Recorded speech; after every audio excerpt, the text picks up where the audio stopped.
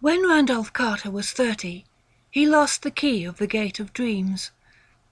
Prior to that time, he had made up for the prosiness of life by nightly excursions to strange and ancient cities beyond space, and lovely, unbelievable garden lands across ethereal seas.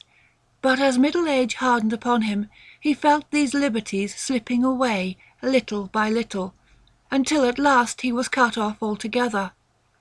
No more could his galleys sail up the river Ukranos, past the gilded spires of Thran, or his elephant caravans tramp through perfumed jungles in Cled, where forgotten palaces with veined ivory columns sleep lovely and unbroken under the moon. He had read much of things as they are, and talked with too many people. Well-meaning philosophers had taught him to look into the logical relations of things, and analyze the processes which shaped his thoughts and fancies. Wonder had gone away, and he had forgotten that all life is only a set of pictures in the brain, among which there is no difference betwixt those born of real things and those born of inward dreamings, and no cause to value the one above the other. Custom had dinned into his ears a superstitious reverence for that which tangibly and physically exists, and had made him secretly ashamed to dwell in visions. Wise men told him his simple fancies were inane and childish, and he believed it, because he could see that they might easily be so. What he failed to recall was that the deeds of reality are just as inane and childish, and even more absurd because their actors persist in fancying them full of meaning and purpose, as the blind cosmos grinds aimlessly on from nothing to something, and from something back to nothing again, neither heeding nor knowing the wishes or existence of the minds that flicker for a second now and then in the darkness. They had chained him down to things that are, and had then explained the workings of those things till mystery had gone out of the world. When he complained, and longed to escape into twilight realms where magic moulded all the little vivid fragments and prized associations of his mind into vistas of breathless expectancy and unquenchable delight, they turned him instead toward the new-found prodigies of science, bidding him find wonder in the atom's vortex and mystery in the sky's dimensions. And when he had failed to find these boons in things whose laws are known and measurable, they told him he lacked imagination, and was immature because he preferred dream illusions to the illusions of our physical creation. So Carter had tried to do as others did, and pretended that the common events and emotions of earthy minds were more important than the fantasies of rare and delicate souls. He did not dissent when they told him that the animal pain of a stuck pig or dyspeptic ploughman in real life is a greater thing than the peerless beauty of Narath, with its 100 carven gates and domes of chalcedony, which he dimly remembered from his dreams. And under their guidance he cultivated a painstaking sense of pity and tragedy. Once in a while, though, he could not help seeing how shallow, fickle, and meaningless all human aspirations are, and how emptily our real impulses contrast with those pompous ideals we profess to hold. Then he would have recourse to the polite laughter they had taught him to use against the extravagance and artificiality of dreams, for he saw that the daily life of our world is every inch as extravagant and artificial, and far less worthy of respect because of its poverty in beauty and its silly reluctance to admit its own lack of reason and purpose. In this way he became a kind of humorist, for he did not see that even humour is empty in a mindless universe devoid of any true standard of consistency or inconsistency. In the first days of his bondage, he turned to the gentle churchly faith endeared to him by the naive trust of his fathers, for thence stretched mystic avenues which seemed to promise escape from life. Only on closer view did he mark the starved fancy and beauty, the stale and prosy triteness, and the owlish gravity and grotesque claims of solid truth which reigned boresomely and overwhelmingly among most of its professors, or to feel to the full the awkwardness with which it sought to keep alive as literal fact the outgrown fears and guesses of a primal race confronting the unknown. It wearied Carter to see how solemnly people tried to make earthly reality out of old myths, which every step of their boasted science confuted. And this misplaced seriousness killed the attachment he might have kept for the ancient creeds, had they been content to offer the sonorous rites and emotional outlets in their true guise of ethereal fantasy. But when he came to study those who had thrown off the old myths, he found them even more ugly than those who had not.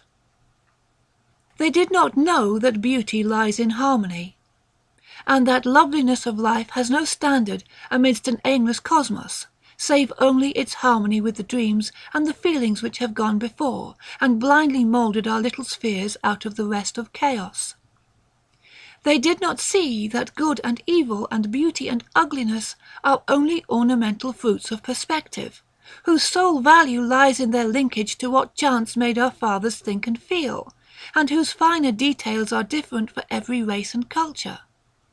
Instead, they either denied these things altogether, or transferred them to the crude, vague instincts which they shared with the beasts and peasants, so that their lives were dragged malodorously out in pain, ugliness, and disproportion, yet filled with a ludicrous pride at having escaped from something no more unsound than that which still held them. They had traded the false gods of fear and blind piety for those of license and anarchy. Carter did not taste deeply of these modern freedoms, for their cheapness and squalor sickened a spirit-loving beauty alone, while his reason rebelled at the flimsy logic with which their champions tried to gild brute impulse with a sacredness stripped from the idols they had discarded. He saw that most of them, in common with their cast-off priestcraft, could not escape from the delusion that life has a meaning apart from that which men dream into it, and could not lay aside the crude notion of ethics and obligations beyond those of beauty, even when all nature shrieked of its unconsciousness and impersonal unmorality in the light of their scientific discoveries. Warped and bigoted with preconceived illusions of justice, freedom, and consistency, they cast off the old law and the old ways with the old beliefs, nor ever stopped to think that that law and those ways were the sole makers of their present thoughts and judgments, and the sole guides and standards in a meaningless universe without fixed aims or stable points of reference. Having lost these artificial settings, their lives grew void of direction and dramatic interest, till at length they strove to drown their ennui in bustle and pretended usefulness, noise and excitement, barbaric display and animal sensation. When these things palled, disappointed or grew nauseous through revulsion, they cultivated irony and bitterness, and found fault with the social order. Never could they realize that their brute foundations were as shifting and contradictory as the gods of their elders, and that the satisfaction of one moment is the bane of the next. Calm, lasting beauty comes only in dream, and this solace the world had thrown away when in its worship of the real it threw away the secrets of childhood and innocence. Amid this chaos of hollowness and unrest, Carter tried to live as befitted a man of keen thought and good heritage. With his dreams fading under the ridicule of the age, he could not believe in anything, but the love of harmony kept him close to the ways of his race and station. He walked impassive through the cities of men, and sighed because no vista seemed fully real, because every flash of yellow sunlight on tall roofs, and every glimpse of balustraded plazas in the first lamps of evening, served only to remind him of dreams he had once known, and to make him homesick for ethereal lands he no longer knew how to find. Travel was only a mockery, and even the Great War stirred him but little, though he served from the first in the Foreign Legion of France. For a while he sought friends, but soon grew weary of the crudeness of their emotions, and the sameness and earthiness of their visions. He felt vaguely glad that all his relatives were distant and out of touch with him, for they could not have understood his mental life. That is, none but his grandfather and great-uncle Christopher could, and they were long dead. Then he began once more the writing of books, which he had left off when dreams first failed him, but here too there was no satisfaction or fulfilment, for the touch of earth was upon his mind, and he could not think of lovely things as he had done of yore. Ironic humour dragged down all the twilight minarets he reared, and the earthly fear of improbability blasted all the delicate and amazing flowers in his fairy gardens. The convention of assumed pity spilt mawkishness on his characters, while the myth of an important reality and significant human events and emotions debased all his high fantasy into thin-veiled allegory and cheap social satire. His new novels were successful as his old ones had never been, and because he knew how empty they must be to please an empty herd, he burned them and ceased his writing.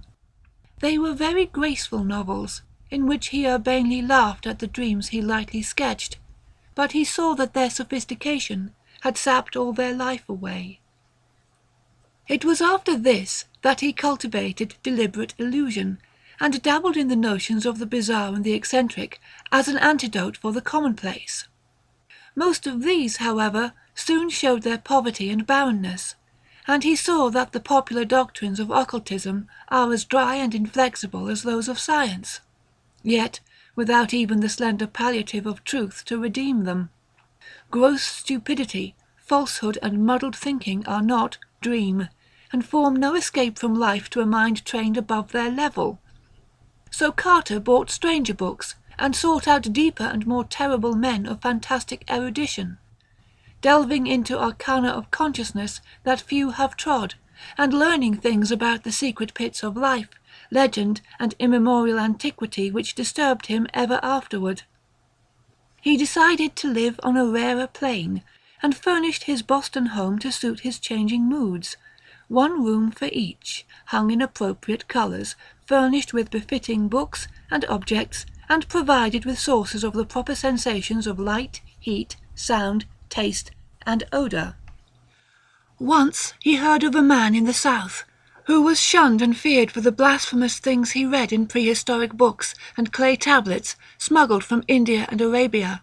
Him he visited, living with him and sharing his studies for 7 years, till horror overtook them one midnight in an unknown and archaic graveyard, and only one emerged, where 2 had entered.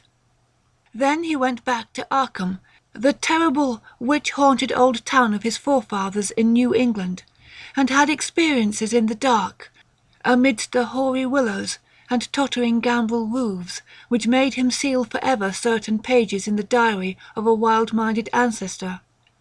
But these horrors took him only to the edge of reality, and were not the true dream country he had known in youth, so that at 50 he despaired of any rest or contentment in a world grown too busy for beauty and too shrewd for dream.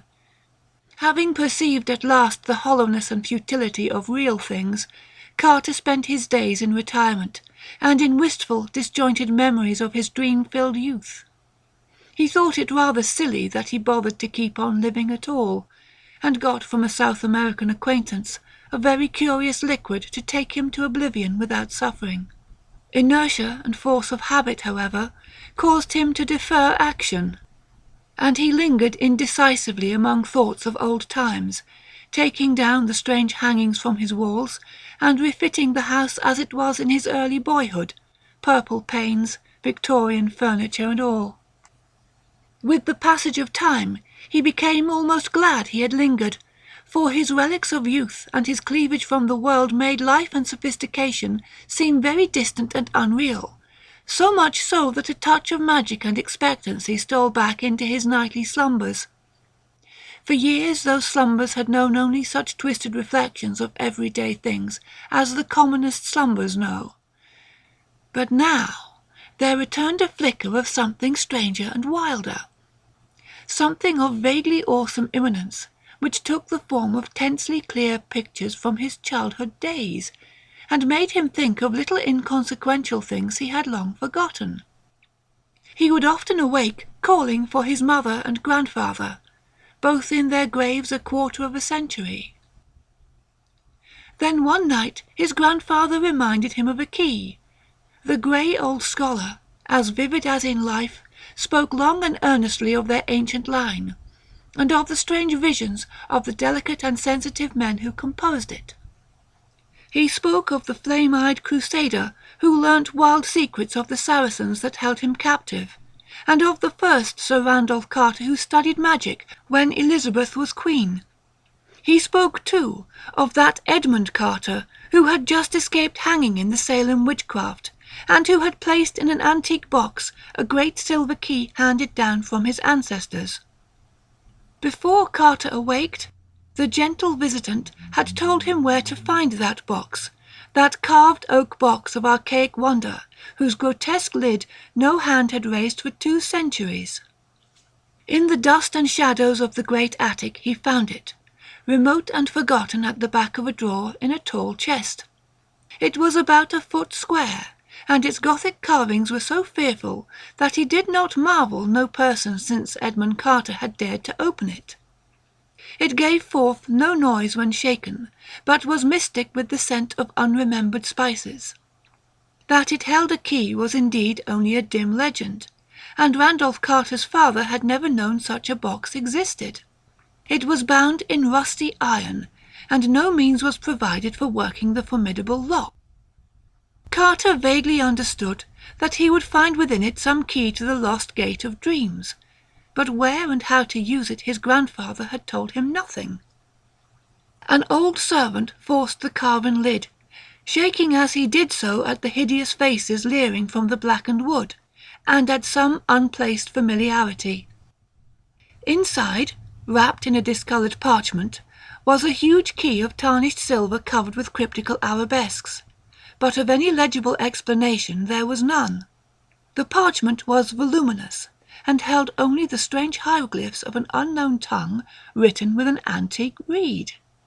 Carter recognized the characters as those he had seen on a certain papyrus scroll belonging to that terrible scholar of the South who had vanished one midnight in a nameless cemetery. The man had always shivered when he read this scroll, and Carter shivered now. But he cleaned the key and kept it by him nightly in its aromatic box of ancient oak. His dreams were meanwhile increasing in vividness, and those showing him none of the strange cities and incredible gardens of the old days were assuming a definite cast whose purpose could not be mistaken. They were calling him back along the years, and with the mingled wills of all his fathers were pulling him towards some hidden and ancestral source.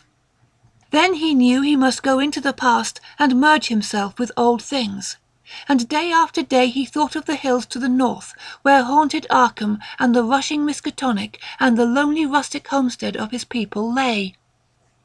In the brooding fire of autumn, Carter took the old remembered way past graceful lines of rolling hill and stone-walled meadow, distant vale and hanging woodland, curving road and nestling farmstead, and the crystal windings of the Miskatonic, crossed here and there by rustic bridges of wood or stone. At one bend he saw the group of giant elms among which an ancestor had oddly vanished a century and a half before, and shuddered as the wind blew meaningly through them. Then there was the crumbling farmhouse of old Goody Fowler the witch, with its little evil windows and great roof sloping nearly to the ground on the north side.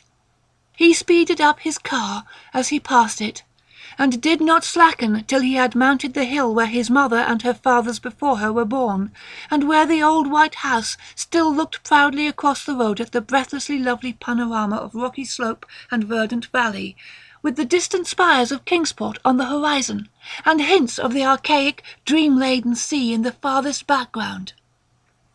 Then came the steeper slope that held the old Carter place he had not seen in over 40 years.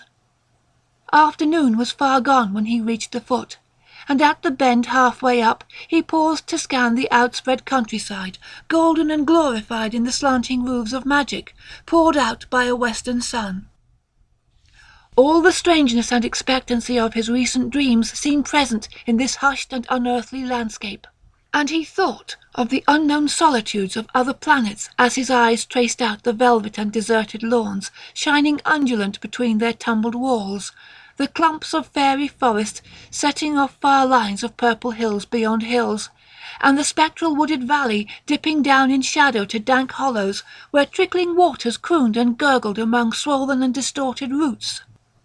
Something made him feel that motors did not belong in the realm he was seeking, so he left his car at the edge of the forest, and putting the great key in his coat pocket, walked on up the hill. Woods now engulfed him utterly, though he knew the house was on a high knoll that cleared the trees except to the north. He wondered how it would look, for it had been left vacant and untended through his neglect since the death of his strange great-uncle Christopher 30 years before. In his boyhood he had revelled through long visits there, and had found weird marvels in the woods beyond the orchard. Shadows thickened around him, for the night was near. Once a gap in the trees opened up to the right, so that he saw off across leagues of twilight meadow, and spied the old congregational steeple on Central Hill in Kingsport, pink with the last flush of day, the panes of the little round windows blazing with reflected fire. Then, when he was in deep shadow again, he recalled with a start that the glimpse must have come from childish memory alone, since the old white church had long been torn down to make room for the congregational hospital. He had read of it with interest, for the paper had told about some strange burrows or passages found in the rocky hill beneath. Through his puzzlement, a voice piped, and he started again at its familiarity after long years.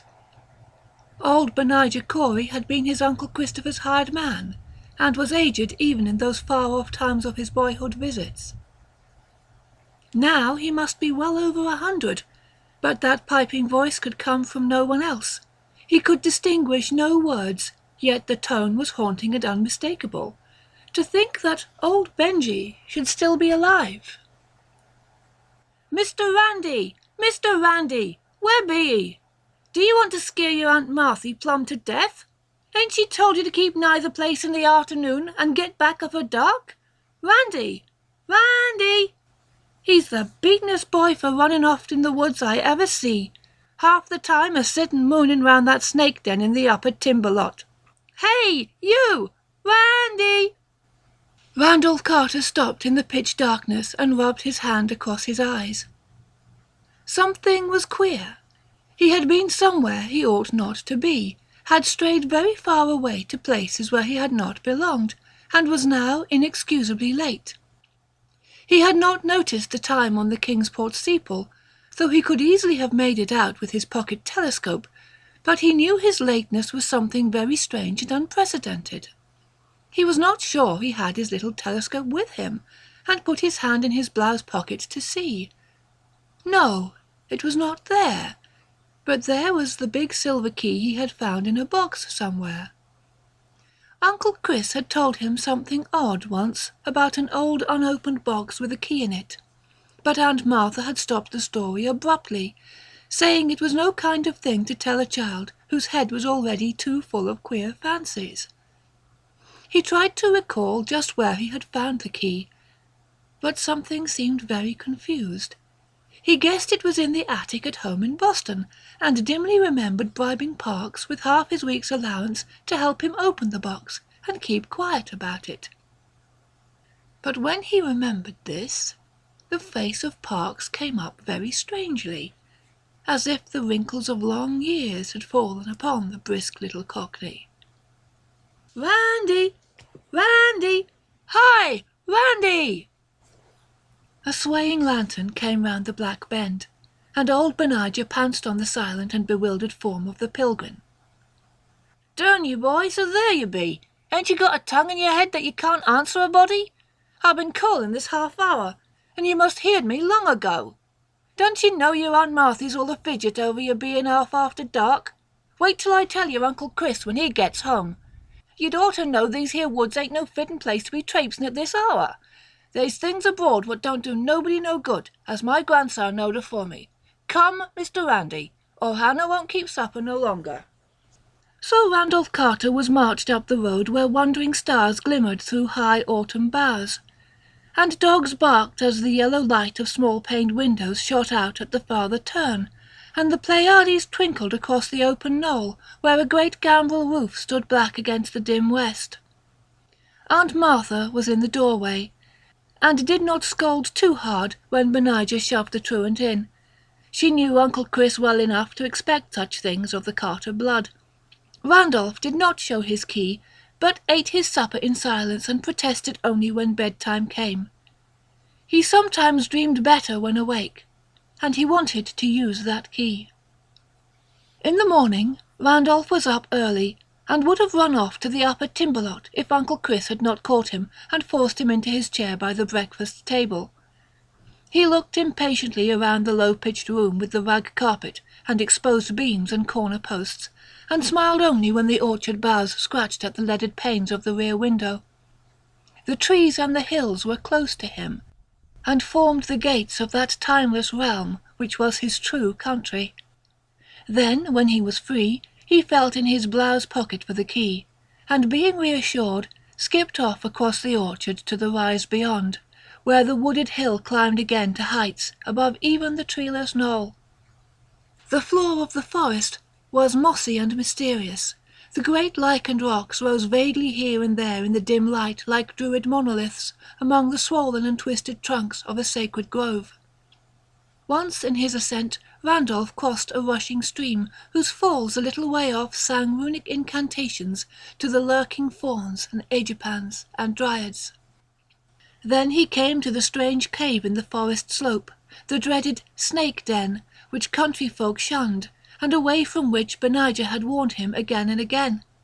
It was deep, far deeper than anyone but Randolph suspected, for the boy had found a fissure in the farthermost back corner that led to a loftier grotto beyond, a haunting sepulchral place whose granite walls held a curious illusion of conscious artifice. On this occasion he crawled in as usual, lighting his way with matches filched from the sitting-room match-safe, and edging through the final crevice with an eagerness hard to explain even to himself. He could not tell why he approached the farther wall so confidently, or why he instinctively drew forth the great silver key as he did so, but on he went, and when he danced back to the house that night he offered no excuses for his lateness, nor heeded in the least the reproofs he gained for ignoring the noontide dinner-horn altogether. Now it is agreed by all the distant relatives of Randolph Carter that something occurred to heighten his imagination in his 10th year.